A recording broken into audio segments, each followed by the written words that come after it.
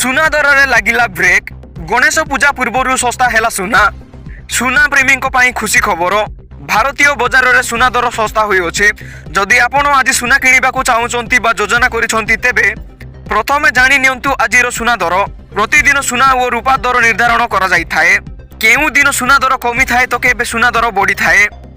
देश और राज्य रे जारी होइछि सुना और रूपार नुआ दर।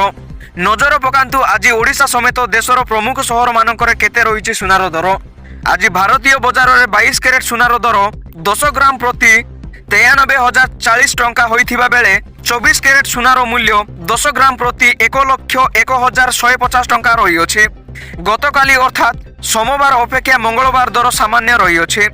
ओडिशार राजधानी भुवनेश्वर रे 10 ग्राम सुना 93,040 टंका रहिथिबा बेले 24 कैरेट सुनार मूल्य 10 ग्राम प्रति 1,01,150 टंका रहिअछि। भुवनेश्वर रे गतकाली अपेक्षा आज दर रे सामान्य परिवर्तन होइअछि। देशर प्रमुख सहर मानकरे भी सुना दर रे परिवर्तन होइथिबा देखिबाकू मिलिअछि।